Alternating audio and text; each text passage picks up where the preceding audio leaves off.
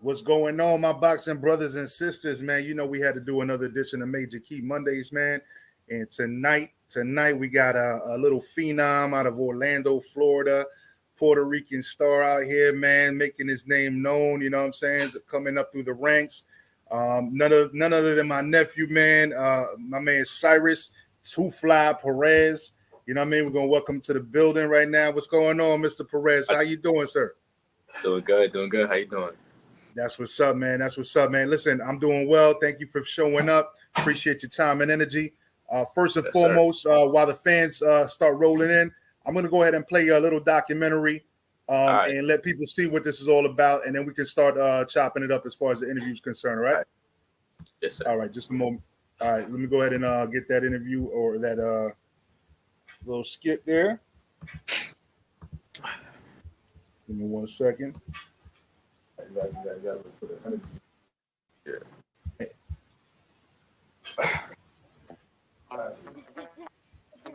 Can you My hear name that, is Cyrus? Cyrus Alexander Perez.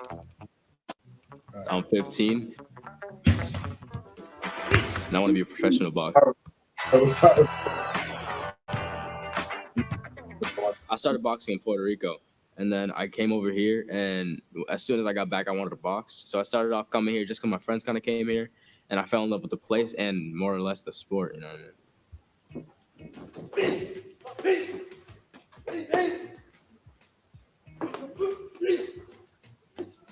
Sparring is like a scrimmage in football. It's a friendly match between one of your teammates and yourself. Parker, that's like my blood brother. Yeah, I know him from the beginning when I first started. We've grown with each other in both our respective sports. It's like my drug. Even though it might hurt, it might be bad for me. It's not bad for me, but you know, it might hurt in the moment. I might get injured. I might I might not be the same in some ways in the future. But so I'm gonna keep coming back to it no matter what. It really wasn't like that for a while. I really just thought of it as a little hobby. And I don't know, one day I came into the gym, I was like, I want to do something with this. And from there on, I've been training nonstop, taking it seriously. I look at myself in the mirror sometimes, I'm like, what am I doing? Why am I doing this to myself? Why am I constantly tearing my muscles apart? Why am I constantly hurting my knuckles? Why am I constantly getting punched in the face? Things emotionally, physically, mentally, they all used to affect me because I wasn't in the right mindset, physical set or emotional set. And boxing balances everything out. Boxing is a balance between strength, mentality, and emotions. Because you have to balance that whenever you fight. Let's think about it. If you get too angry, you're gonna start throwing heavy punches and you're gonna get countered. If you think that you're losing, then you're gonna lose. And if you're not physically prepared to win, you're gonna lose. So you have to be balanced mentally, physically, and emotionally. So this sport is humbling in a different way than any other sport. No matter at the end of the day, no matter how hard, how much I struggled, how much I felt defeated, at the end of the day, I can go home, close my eyes, and think, I love this sport. That's passion. Being tired, I tend to struggle with like homework, with significant others, and with even some friends. When something takes up so much of your time and you're not willing to give any of it up, it people don't understand because some people don't have that passion in them. Some people don't have that dedication in them to understand how could you love something that much? How can you love something more than me? They can't understand that. But when you do, you understand that you can't give this up no matter what. But if you love somebody, you'll make time for them. And that's what I go by.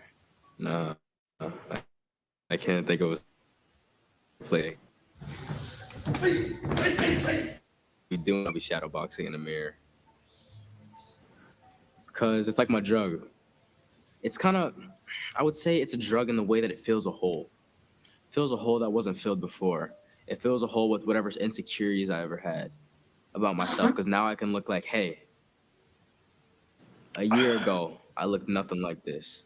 And that makes me feel great inside because it fills a hole that I thought I never would be good at anything because I never excelled at anything. I was never that good at school.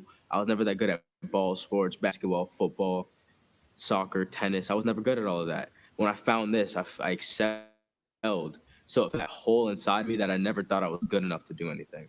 So when it filled that hole, it's euphoric, and I don't want to let that go. So I just want to keep going and grinding and winning just to prove everybody that I can do something, to prove to myself that I can do something, that I can be good at something.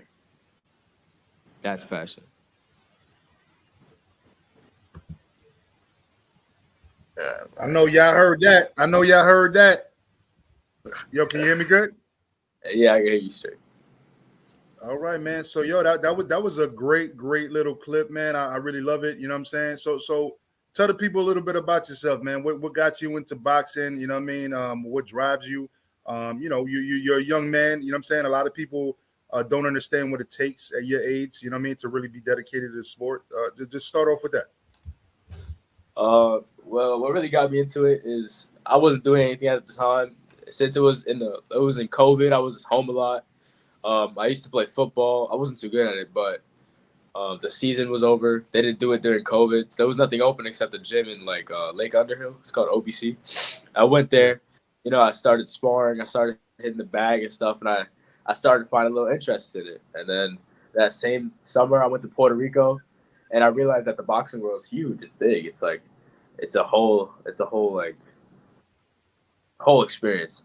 So after seeing that, I really wanted to delve deeper, and I wanted to start competing and getting into the stratosphere of boxing. So I came back to Florida, joined a gym near my school named UFC Gym right here. It's about 2 minutes from my school. I walk there every day after school. And, ever since then, I've been competing. Now I got 10 amateur fights, 4 in Puerto Rico and 6 here. Just going up.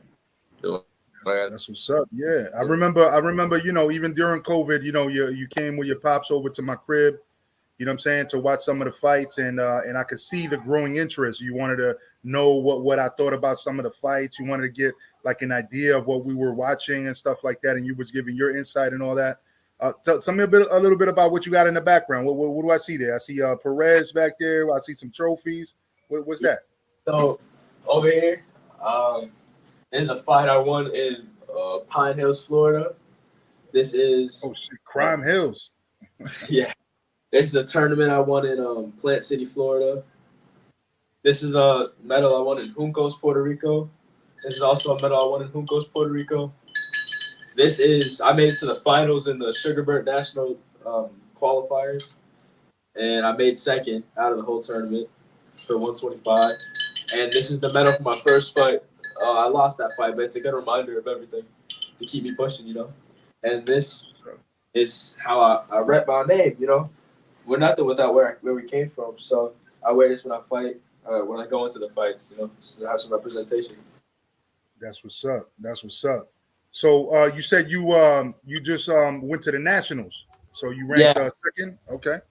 Yeah, I'm ranked second in my region, which is Region 4. And you're a 125 pounder, right? Yeah, 125. But for my next national qualifier, I'm probably gonna go to 19. Okay. All right. So what do you feel like your span is gonna be in your professional career? What do you feel like your weight span is gonna be? Well, I plan to go pro when I'm around 22, so I'll definitely be done growing. I'm trying to do a lot of nationals, a lot of international competitions, etc. The Pan Am Games, maybe the Olympic qualifiers, the Olympics, etc. But at that time, I hope to grow to like a walk around 158 around there. Have a little bit of muscle on me. I'm not tall and skinny, and I want to be able to cut down to maybe junior welterweight or welterweight, like 47 or 42, one of those. Okay, got you. So basically, right now, what you're trying to do, you're trying to just get acclimated to everything. You're trying to understand the sport in itself. So you want to be amateur and go to all of these competitions until about the age of 22. Then you want to bring it to the pro game. Yeah, show everybody what I got. Got you. Because you did start kind of late, right? You started at just a couple years ago. Yeah, 2 years ago. And in the game of boxing, that's kind of late. I'm not gonna lie. Yeah. That's because there's some people that some of the greats started at 4 years old. Yeah. But then some of the greats started at 12. Some started at 15. Some started at 18. Look at Deontay Wilder. He started at like 24 or something like that. Went to the Olympics and everything. Yeah. So it just matters of dedication to the sport, and So Frankie in the chat, that's one of my brothers here. He said, have you ever thought of trying Muay Thai? Muay Thai. Yeah. At my gym, they have a few Muay Thai programs. I've done it a few times. It's really not for me. I don't like getting kicked. I'd rather play. you rather get punched. Yeah.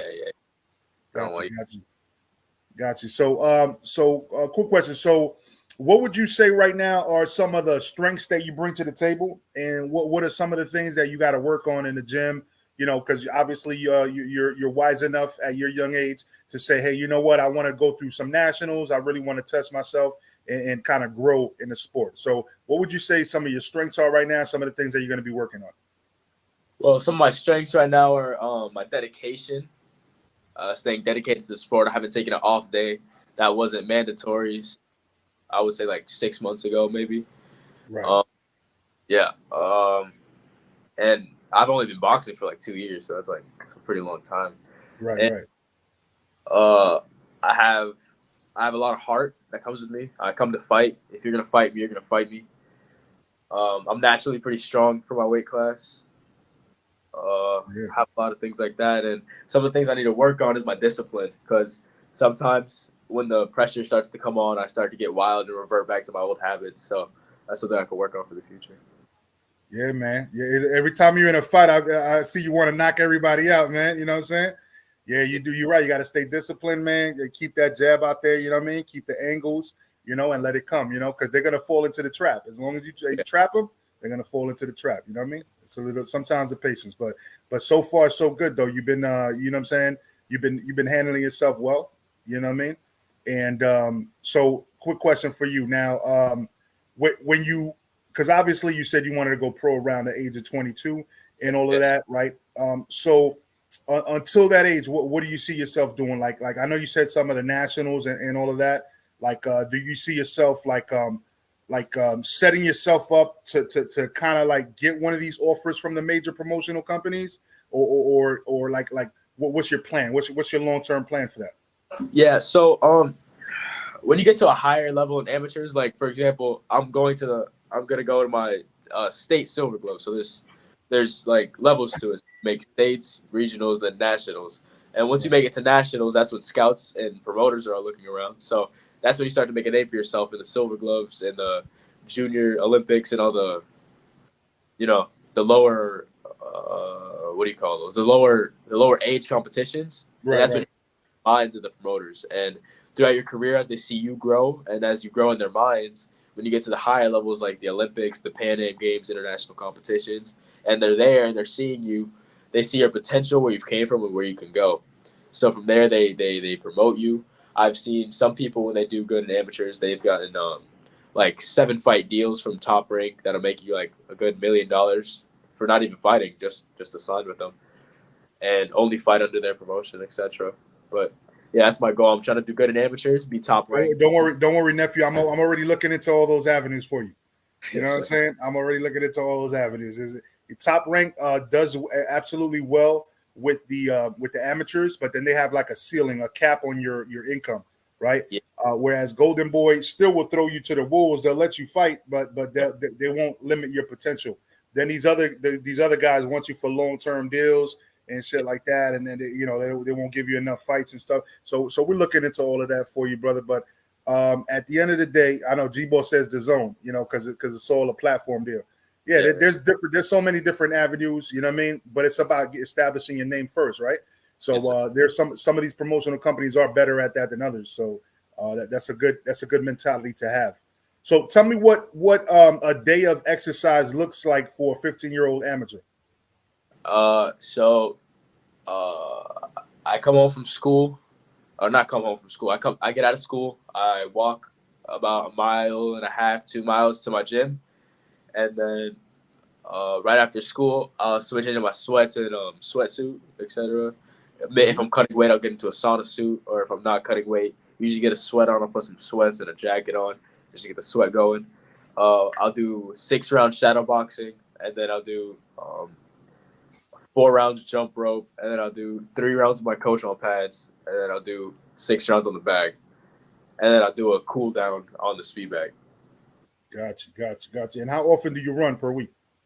I run every single day. At the gym, I do 2 on the treadmill and a mile sprint.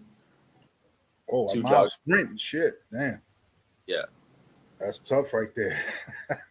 Yeah. And my Whoa. coach saying amateurs, it's more of a sprint instead of a jog. Like the pros is a jog and the sprint. So that's how you can condition myself. Got you. Okay, yeah, some food for thought for people that didn't know that. You know what I'm saying? So, lastly, let me see if we got any questions. Anybody got any questions for him in the chat? Because I know Israel's in the chat. He said, "My nephew, right there, boy." G-Ball says, stick to boxing. You got to stay true to the game in order to see results. So just stick to the game, basically. You know what I mean? Yes, sir. Hard work and dedication, of course. Now, what's it been like? He said, when is your next fight? G-Bo says, when's your next fight? I'm actually fighting in Puerto Rico on Saturday. I'm fighting in Juncos, Puerto Rico, for a club event. It's just a one night event. Just to get some experience. It'll be a warm up for my my regional qualifiers coming up in Miami. Okay. So you travel often to Puerto Rico then just to fight out there? Yeah. So it's just like a weekend thing, like you go leave school on Friday, go over there to Puerto Rico, fight on Saturday, come back Sunday? Yeah, exactly. Come back Sunday night, yeah. Wow, look at that. And so yeah, that was a good question, G-Ball. But so when it comes down to it, what would you say? Because we got the training regimen. That was a good thing. So, how is it to balance the life? You know, because I heard a little bit about that in the little sketch that we listened to. Yeah. How is it, as far as balancing the everyday life? You know what I'm saying? Your schoolwork and stuff like that. You know what I mean? Do you get unmotivated to follow through with your schoolwork or with your personal relationships? Or how do you balance that? Yeah, it gets tough sometimes because I'm at school from 7 in the morning to 2 in the afternoon, and then I go straight from school to the gym till 8 o'clock at night, and I get home. I'm obviously tired, so I still got to do schoolwork, still got to converse with people, talk to my family. You know what I mean? Try to spend time with them. So trying to fit everything into like a really 2 hour time span I have is pretty hard sometimes, but you got to make it do for the people you love. You got to do everything you got to do. Right. Hell yeah, man. Shit, man. I don't even know what else to say, man. Because right now we just looking forward to your future. So we this is going to be your home for all interviews throughout your career. You know what I'm saying? So we're going to start off with that being said. So tell everybody where to find you, and and you know what I mean. Let them know every single social media platform, and whenever you have fights, you let us know. We can put it on the community page just so people can follow you and tune in if they're in Orlando. All right. Right now, for any any questions or inquiries you have about me and my boxing, you can email me at thecyrusperez@gmail.com. That's thecyrusperez@gmail.com. That's the same thing on Instagram. Those are the only 2 boxing profiles I have set up right now. More to come. Okay. I put all my fights there, all my training footage, etc., sparring. You can find that all on Instagram. That's what's up, man. Well, yo, shout out to you. We're all going to be following you. Like I said, it was a brief interview. Shout out to Tony Boswell in the chat as well. You know what I'm saying? That's a great supporter. So, Tony, again, you can follow him with the links that he just gave. Also, he's going to be fighting in Puerto Rico. Is it going to be televised or because I know it's just amateur stuff, but sometimes they do that in Puerto Rico. Is it going to be televised? No, I'll be live streaming it on my Instagram though, so you can. You're going to be live streaming it on the Instagram. So what, did you give the Instagram? Yeah, it's TheCyrusPerez. Okay, so the Cyrus Perez. Yes, sir. All right.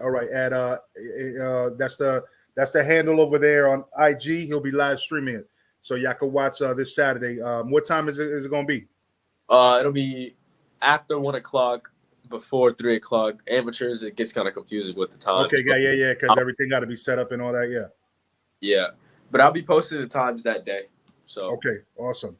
Well, yo, it's always a pleasure, nephew. You know what I'm saying? We're gonna be supporting you, like I said. You know what I mean? Any final words before we let you go? Everybody, stay safe. All glory be to God. I said, have a great night, everybody. That's what's up. Appreciate you on, nephew. Tell your pops I said what's up. Safety and love. No doubt. All right, y'all heard it there. Over here on Major Key Boxing, nephew Cyrus Perez. You know what I mean? Doing big things for his young age. You know what I'm saying? Like not only in Orlando, one of the toughest places for amateurs, but also going in and out of Puerto Rico on a regular basis. You know, fighting who they have to offer over there. So let's see what how far his career takes him. You know what I'm saying? We definitely supporting him over here.